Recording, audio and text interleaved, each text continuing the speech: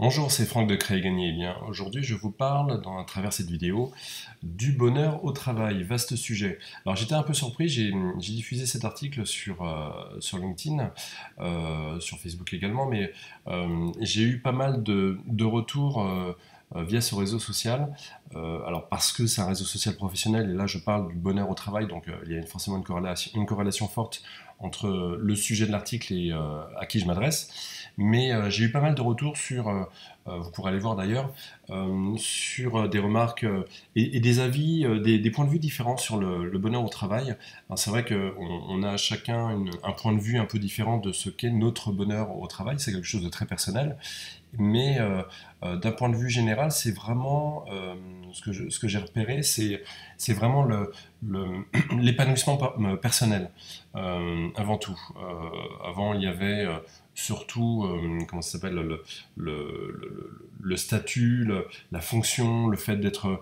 Moi, je me souviens quand j'ai bossé à la Redoute, le but de toute personne qui bossait en open space à mes côtés, c'était de devenir responsable d'un service, manager une équipe.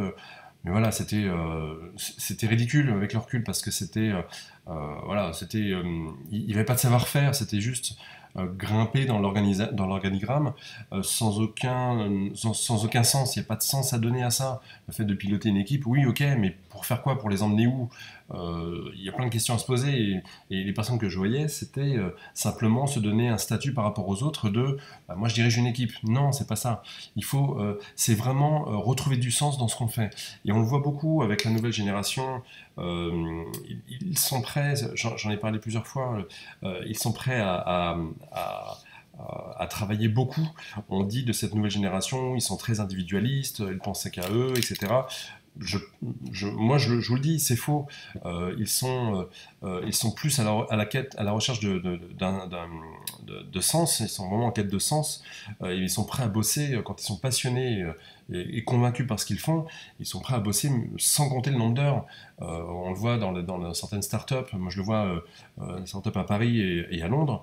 Les quelques startups que j'ai vues là tout récemment, des jeunes de 18-20 ans, mais c'est la folie, quoi. Ils ont une capacité de travail parce qu'ils sont passionnés, ils sont impliqués. Et quand je leur pose la question, bah, comment vous faites? Vous êtes bien? Bah, ils ne voient pas le temps passer. C'est parce qu'ils sont épanouis dans ce qu'ils font. Ils sont en phase avec ce qu'ils sont, ce qu'ils veulent et ce qu'ils trouvent dans cette entreprise. Donc, avant toute chose, pour viser le bonheur au travail, c'est aussi bien se connaître. Qu'est-ce que vous voulez? Et là, je parle pour moi. Pendant des années, je ne savais pas trop ce que je voulais. Je travaillais dans des entreprises et j'étais très vite démotivé parce que déjà parce que je voyais autour de moi les petites guerres de territoire, les petites guerres de personnes et puis la médiocrité de certaines choses. Et puis c'était surtout moi. J'étais absolument pas convaincu de ce que je faisais parce que je me sentais pas à ma place. Je ne savais pas moi-même ce que je voulais faire. Donc il y a vraiment une connaissance de soi à avoir, il y a un travail sur soi à faire. Qu'est-ce que vous voulez faire? Qu'est-ce que vous ne voulez pas faire? Dans quelles conditions, etc. Et là, après, vous pouvez choisir votre entreprise. Et vous n'êtes plus en situation de chercher, de postuler, de poser votre candidature dans une entreprise. Alors même si vous le faites vraiment, vous êtes vraiment en situation d'offrir quelque chose, une création de valeur à une entreprise. Et le discours change complètement. Et donc la perception du recruteur de l'entreprise peut changer vis-à-vis de vous. Vous apportez quelque chose, vous êtes volontaire, vous n'êtes pas simplement à la recherche d'un poste, d'un emploi, voilà, vous apportez quelque chose. Donc c'est vraiment tout ce qui fait la différence. Alors dans cet article, je reviens sur ça, bon, je donne des clés. Tout n'est pas là évidemment, mais ça balaye un petit peu quand même des choses essentielles. Il y a des personnes qui sont démotivées, qui ne croient pas en eux. Déjà, quand vous déverrouillez ce cadenas dans votre tête de je ne suis pas capable de, je n'ai pas l'estime des autres, je ne serai pas écouté, etc. Quand vous déverrouillez ça, bah, vous déverrouillez un certain nombre de choses. il y a un bouquin, je vous mettrai j'ai plus le titre en tête, qui parlait du marketing de soi. Je crois que le titre c'est si je me vendais, euh, si je me vendais bien. Oui, enfin, c'est totalement vrai. On a des personnes qui sont enfermées, engluées dans leur poste, dans leur mission, ils veulent des choses, mais ne se donnent pas les moyens pour les atteindre. Donc, il faut savoir se vendre, il faut savoir se mettre en avant, il faut savoir jongler avec les éléments qui sont autour de vous. Il y a forcément d'autres personnes plus ambitieuses que vous, plus meilleures que vous. Donc, c'est ce que je mets. Quand vous êtes face à une difficulté, développez votre résilience, prenez du recul par rapport aux choses. Rien n'est important.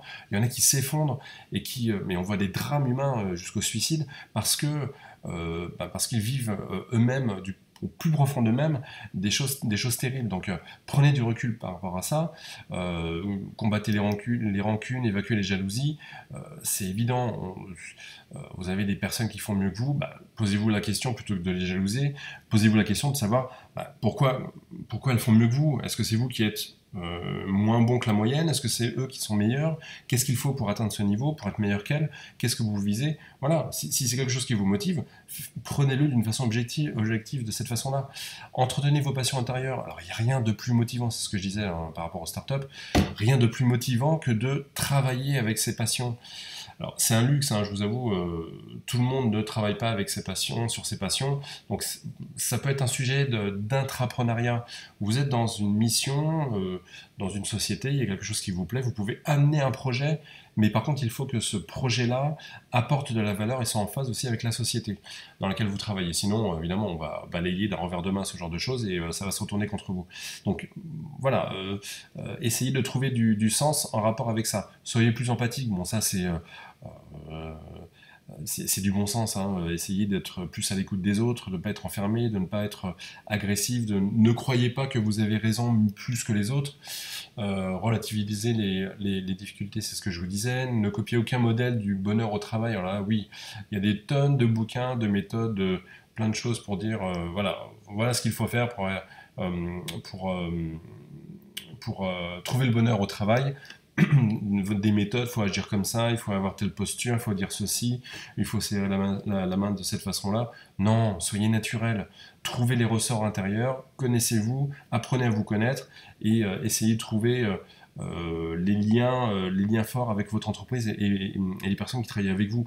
Et si ça ne fonctionne pas, partez, trouvez autre chose, tout simplement. Vous vous ferez du bien et vous ferez du bien aux autres, et puis voilà. Mais faites-le dans de bonnes conditions. Partez bien d'une entreprise. Ne partez pas en claquant la porte ou en faisant du mal. Ça vous retombera de toute façon sur la tête. Faites bien les choses jusqu'au bout. Si vous ne voulez pas rester dans une entreprise, ne restez pas, mais faites-le correctement. Expliquez pourquoi, et voyez les bonnes raisons, et voilà. Et ça sera. Le monde est petit, on croise très facilement, on recroise très facilement les personnes, surtout avec les réseaux sociaux aujourd'hui. Bon, privilégier la démarche au but, évidemment, c'est comme toute chose, comme quand on apprend, quand on se forme, le but c'est pas d'avoir un diplôme à la fin, c'est d'acquérir des connaissances et de savoir s'en servir, c'est toute la démarche, toute la méthode que vous pouvez acquérir qui est importante. Recentrez-vous et vos actions, ne vous dispersez pas, voilà, etc.